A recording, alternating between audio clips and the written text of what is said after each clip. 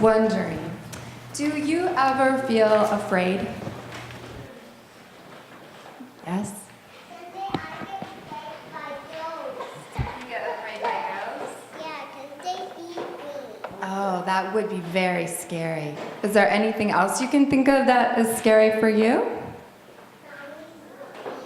Zombies too. Heights. Heights, yeah, that can make your stomach feel funny. You want to back away. Zombies are yucky. They are yucky, I agree. How about you, Emily? Is there anything that you're afraid of? It must be. Anything you're afraid of? Not anything? How about if we look up on the screen and see if there's anything that might remind you of something that might be scary? The dark? Yeah, sometimes it can. Do they look like eyes? Yeah. It's hard to know what it is because you can't see because it's dark. Maybe I put that there because sometimes things like seem kind of evil and they might be scary for us. Yeah. What about that big lightning storm? Would that be scary for you if you were out on a boat or even trying to sleep at night?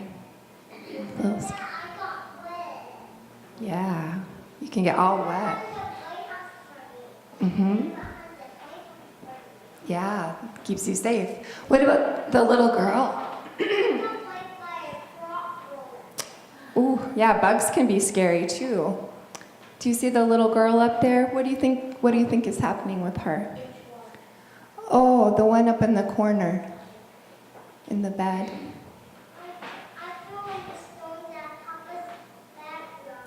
Yep, falling down can be scary too, because you can get very hurt.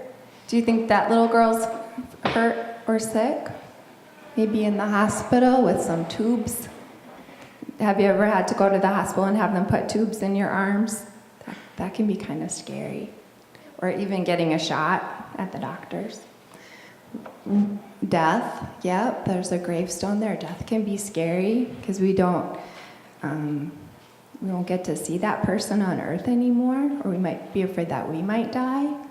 And what about that little boy with the other people? What do you think is happening there? You think he's lonely? Yeah. It kind of looks like the other people are maybe talking about him, not in a very nice way. Maybe laugh. Maybe laughing at him, yeah, making fun of him and teasing. That can be scary too. People can be mean to you and kind of like reject you, and rejection can be scary. That little girl in the middle is just looking kind of scared, huh? There's a lot of things out there that can be scary, but you know what?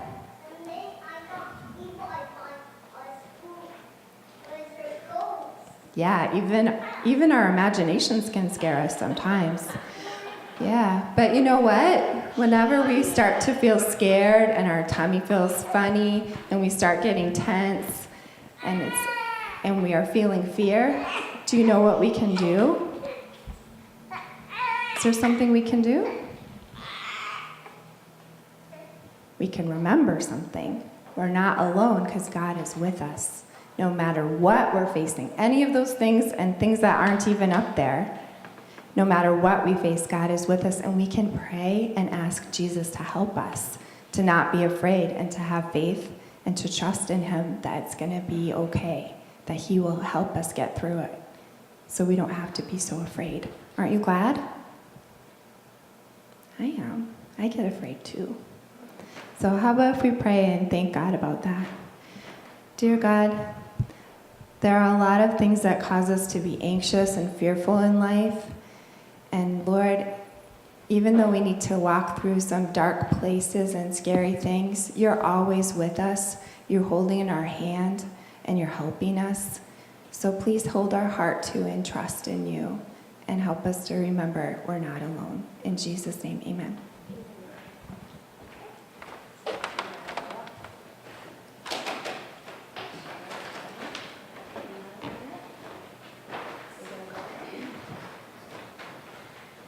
Let us join together in singing hymn number 504 in the new hymnal.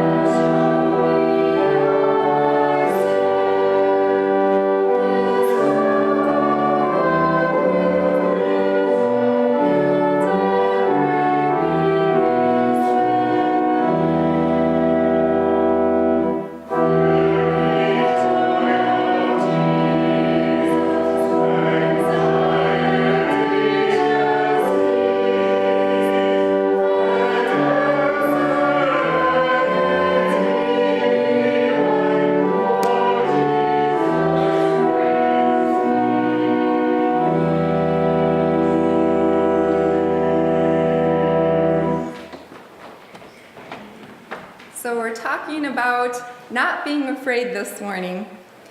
Have any of you ever heard Jerry Seinfeld tell jokes, either on his show or maybe in a stand-up little documentary or something? They're often based on his observations about human nature. And I was thinking about one he told that kind of touches on what people are afraid of. And it was about two things that are actually found in our passage today. So this is what he says. According to most studies, people's number one fear is public speaking. Number two is death. Death is number two. Does that seem right? That means that the average person, if you go to a funeral, would be better off in the casket than doing the eulogy. So, speaking in front of a crowd remains a very top fear for lots of people today. Though I think if we were having the choice whether dying or speaking in public, most of us would choose speaking in public. But Jesus will encounter two different daughters in Mark chapter 5. One will be called on to speak in front of a crowd, very personally, and the other will face death. But each one of them will find their healing in Christ. Reading from Mark 5, 21 to 43, I'm using the New Living Translation. In the Pew Hymnals, it's page 39 and 40. There may be a difference between the two, but bear along. Jesus got into the boat again and went back to the other side of the lake, where a large crowd had gathered around him on the shore. Then a leader from the local synagogue, whose name was Jairus, arrived. When he saw Jesus, he fell at his feet, pleading fervently with him. "My little daughter is dying," he said. "Please come and lay your hands on her and heal her, so she can live." Jesus went with him, and all the people followed, crowding around him. A woman in the crowd had suffered for 12 years of constant bleeding. She had suffered a great deal from many doctors over the years. She had spent everything she had to pay them, but she had gotten no better. In fact, she had gotten worse. She had heard about Jesus, so she came up behind him and through the crowd and touched his robe. For her thoughts of herself, if I can just touch his robe, I will be healed. Immediately the bleeding stopped, and she could feel her body that she had been healed from her terrible condition. Jesus realized that once the healing power had gone out of him, so he turned to the crowd and asked, "Who touched my robe?" The disciples said to him, "Look at this crowd passing around you. How can you ask, 'Who touched me?'" But he kept looking around to see who had done it. Then the frightened woman, trembling at the realization of what had happened to her, came to and fell at her knees in front of him and told him that she had done. And he said to her, "Daughter, your faith has made you well. Go in peace. Your suffering is over." While we can still speak to her message, arriving at the home of the Jairus, the leader of the synagogue, they told him, "Your daughter is dead. There is no need to trouble the teacher now." But Jesus overheard them and said to Jairus, "Don't be afraid, just have faith." Then Jesus stopped the crowd and wouldn't let them go with him, except for Peter, James, and John, the brother of James. When they came to the home in the synagogue leader, Jesus saw much commotion and weeping and wailing. He went inside and asked, "Why all this commotion and weeping? The child isn't dead. She's just only sleeping." The crowd laughed at him, but he made them all leave, and he took the girl's father and mother and the 3 disciples into the room where the little girl was laying. Holding her hand, he said to her, "Which little girl gets up?" Which meant, "Little girl, get up." And the girl, who was 12 years old, immediately stood up and walked around. They were overwhelmed and totally amazed. Jesus gave them strict orders not to tell anyone what had happened. And then he told them to give her something to eat. Thank you, Russ. So God does choose to let us face our fears at times, but we never have to do it alone. We face them being held by his love, and if we do it that way, we come out on the other side with greater faith and a closer relationship with God. So the first person that we meet is Jairus. He's a synagogue leader, so he's considered someone of importance in the town. And he stands out from the others who had sought to draw close to God and to want to get a favor of healing from Jesus. He falls right to his knees in humility because he desperately wants Jesus to heal his daughter. And he's heard that Jesus can do it. So he pleads earnestly on his knees in the dirt, Jesus, please come and put your hands on her so that she will be healed and live. That's an earnest prayer, just like Elijah's prayer that we talked about last week. He doesn't care what anybody thinks about him. All he's thinking about is, I need my daughter to live, to be saved. Have you ever found yourself in his shoes, pleading with God to save somebody that you love? Maybe they have an illness, or they've been in a serious accident, or they're struggling mightily with a serious addiction, or they're really depressed. And you come to the end of what you can do to help them, and you know that the rest is all in God's hands. It's heart-wrenching, isn't it, to see somebody that you love struggling in a life or death situation. And it's never harder than when it's your child. I don't know if any of you made it to the Fed Up rally in the park on Friday, but there were people sharing some heart-wrenching stories there. They were putting the names of people they've lost in memorial along the bridge by the waterfall. And some of them were bold enough to get up there and do some public speaking. One of the founders of the event shared how just 2 weeks after the event last year, her son overdosed and died. And yet she's still there, sharing the story, bringing it out of the shadows, even through her pain. Another one was my close friend. And I know how earnestly she begs God for healing for her son, for him to be released from addiction and to move on into the abundant life that God has for him. I pray with her. I prayed with her last night, and we entrust our kids that we love so much into the hands of God. We can do that even for people outside of our family. The Apostle Paul did. In Ephesians 3:14-16, he wrote, I fall to my knees and pray to the Father, the creator of everything in heaven and earth. I pray that from his glorious, unlimited resources, he will empower you with inner strength through his Spirit. Then Christ will make his home in your hearts as you trust him. He knew that the Ephesians needed strength beyond what was inside of them. He knew that some of them needed physical healing, and others needed freedom from the bondage of sin and addiction, just like we need today. And then there are so many of us, probably all of us, who have been emotionally wounded and need Christ's healing to be able to trust God, to trust each other, and to really love and have that intimacy that's not hiding from each other. All of that kind of healing is possible through Jesus Christ. We can pray on our knees for openness to receive that healing and salvation. And we can know that our earnest prayers are heard by the very one who created and loves that person even more than we do. We can't open our loved one's heart, but we can pray for God to woo them, to show his love to them. Through us, through other people, through nature, through anything that God can get their attention with.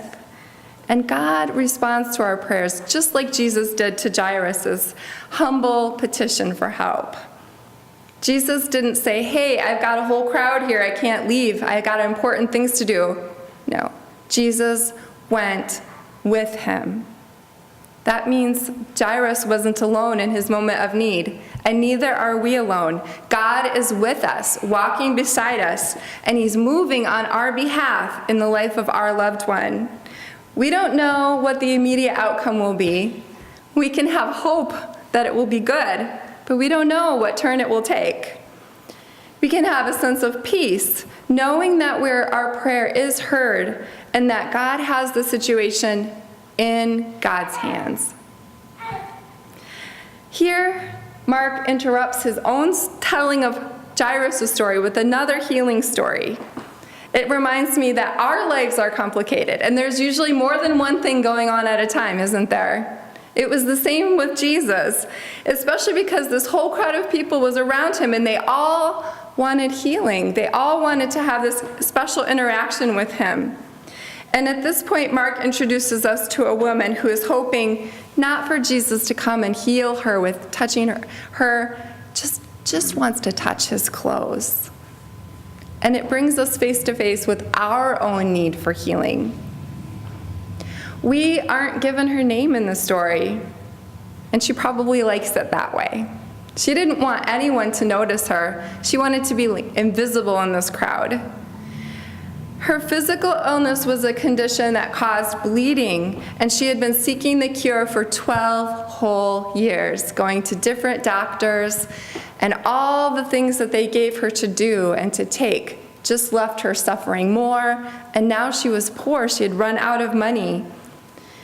And because of her condition, she was also isolated, because in that culture, if you have a bleeding condition, you're not supposed to touch anyone, and no one is supposed to touch you.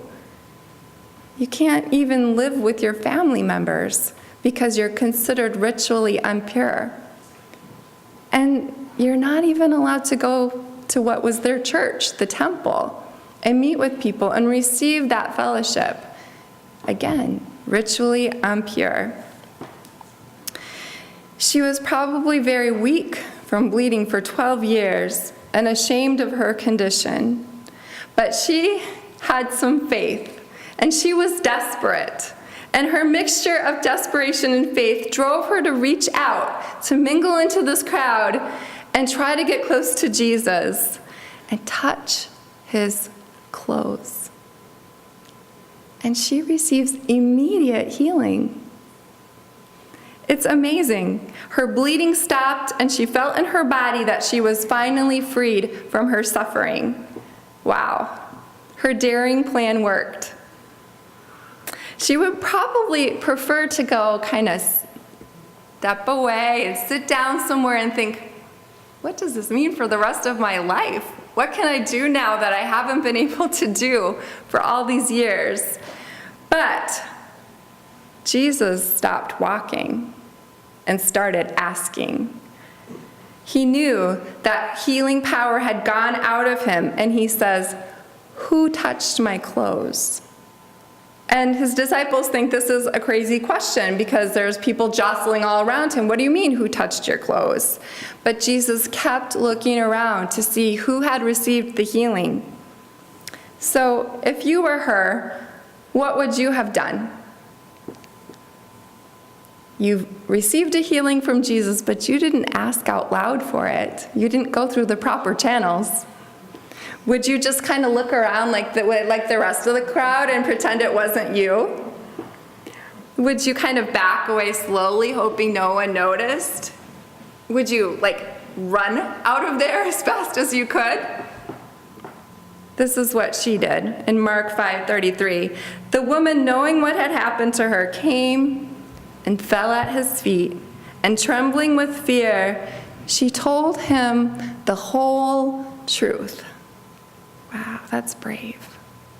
Have you ever told Jesus the whole truth about you?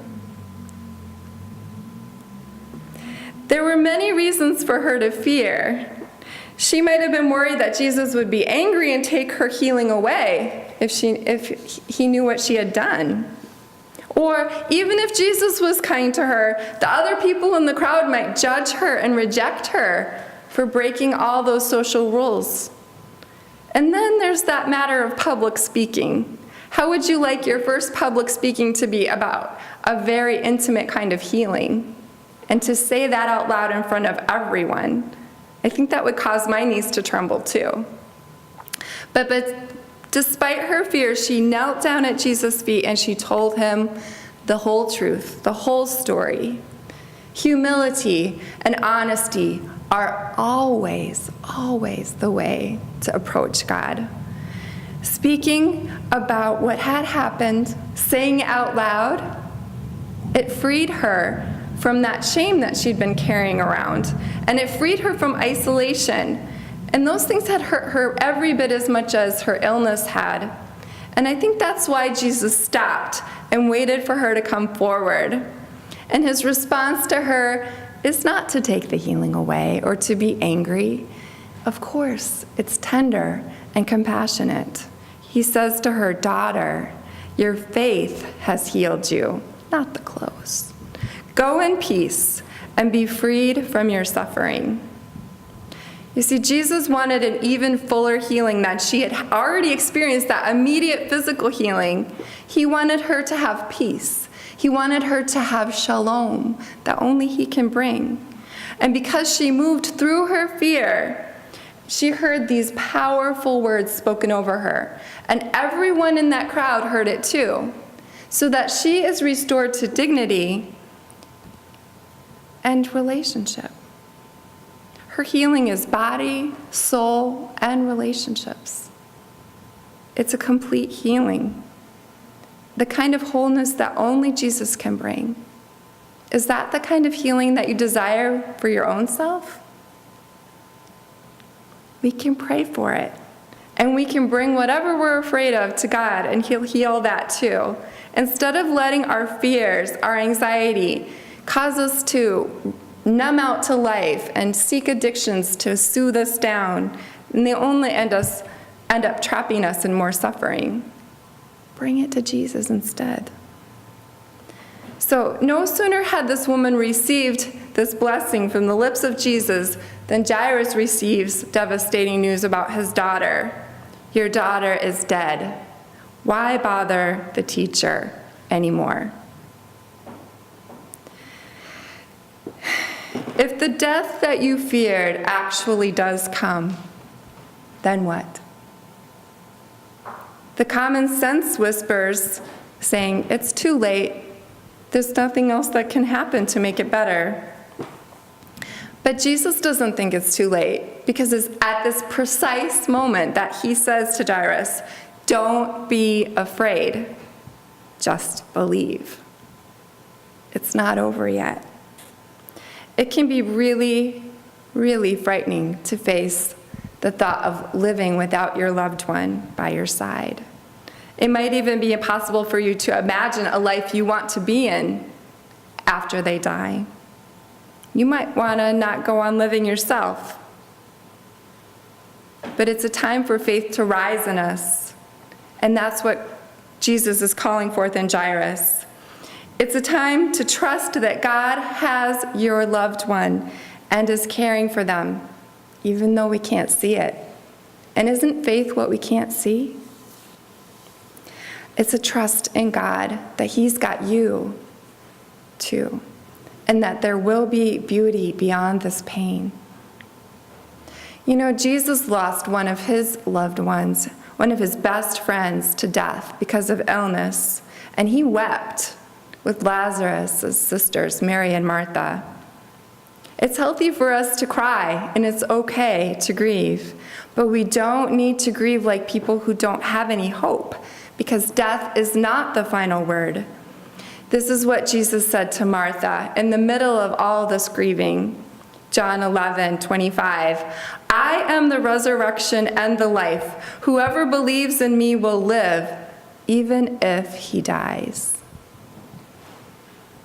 To demonstrate the power of God and the truth of this statement, Jesus went to the tomb, and they rolled the stone away, and he said, "Lazarus, come out." And it's almost comical what happens next, because he wiggles out all wrapped up in his grave clothes with a napkin over his face. And everybody's like, what? This is crazy. He's been in there for 4 days. How is it possible that Jesus can bring him back to life? But he had told his disciples the same thing he told Jairus and his wife and all those who were crying. He's not dead, he's sleeping. He wasn't being ridiculous. Earthly terms, yes, they were both dead. But from God's perspective, it's asleep because God sees the life on the other side of death. And we don't see it until we get there. Jesus only invited the ones who had faith, not the ones who were laughing and thinking he was ridiculous, into this inner sanctum. And he takes this little girl by the hand. And that means something. Just like letting the lady with the bleeding touch him and not reprimanding her, he's touching a dead body, also considered ritually impure. Don't touch that, or you're impure. Jesus doesn't stop. He reaches out, takes her hand, because he knows that everything he touches becomes clean and holy in God's sight. Nothing is strong enough to keep God's love away, not even death. And Jesus speaks in this little girl's native language, something that would be comforting and familiar to her, which is Aramaic. Talitha kum, little girl, arise. His compassion and his authority are brought together in that small sentence. And she, just like Lazarus, is brought back to life.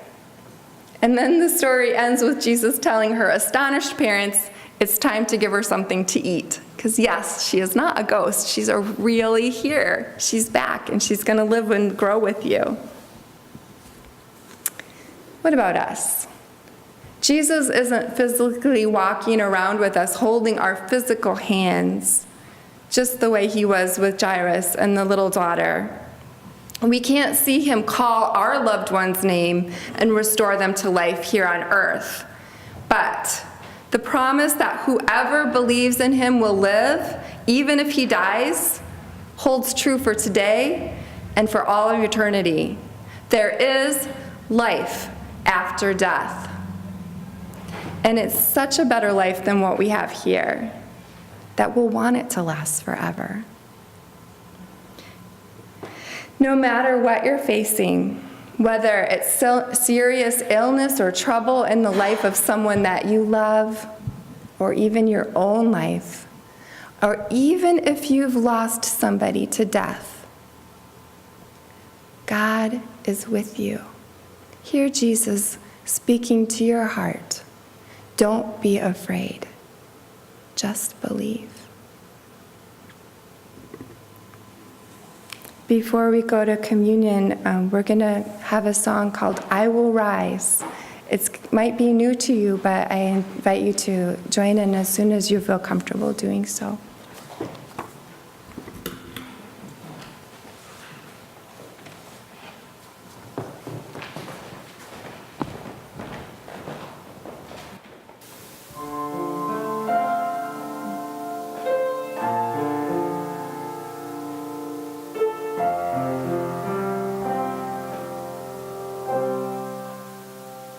There's a peace I've come to know.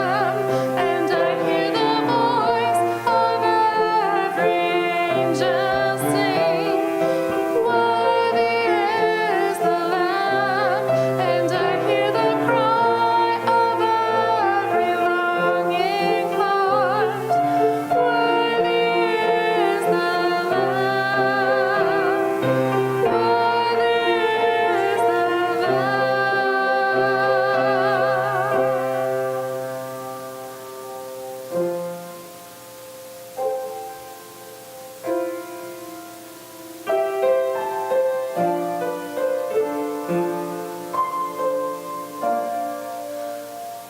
will rise when he calls my name.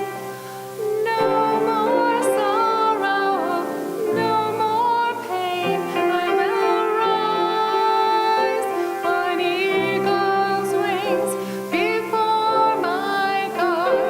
Fall on my knees and rise. I will rise.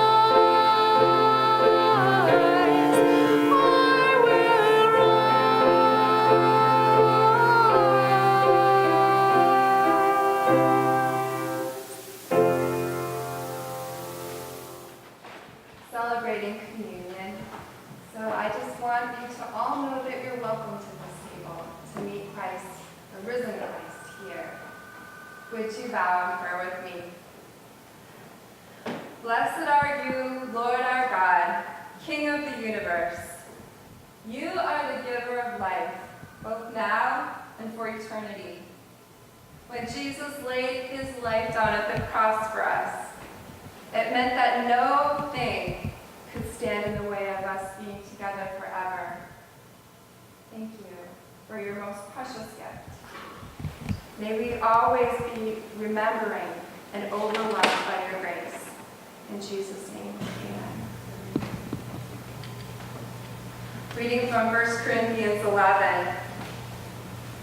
For I received from the Lord what I also handed on to you, that the Lord on the night he was betrayed took bread, and when he had given thanks, he broke it and said, "This is my body, which is for you. Do this in remembrance of me."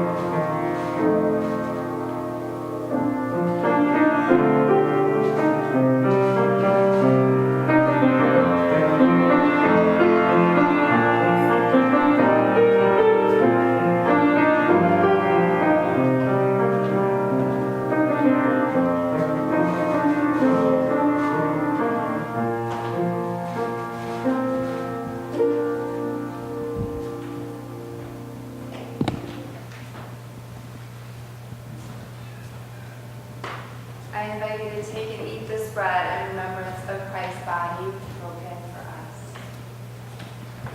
Saying, "This is the new covenant in my blood. For as often as you eat this and drink this in remembrance of me, you proclaim the Lord's death till he comes again."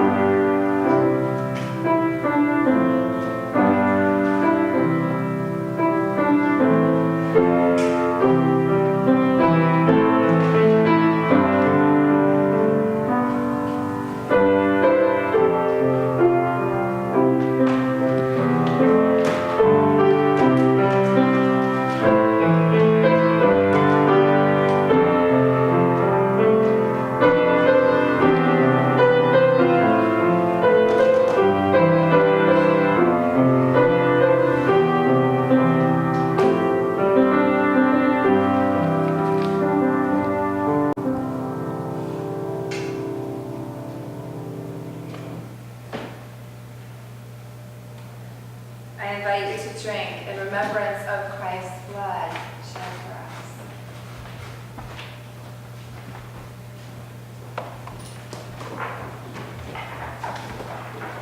Will you pray with me once more?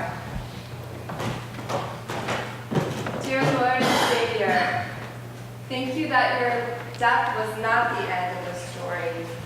By conquering death, you show us the way beyond our fears. May we walk in faith and in courage until the day that we walk into your holy presence. In your name, amen.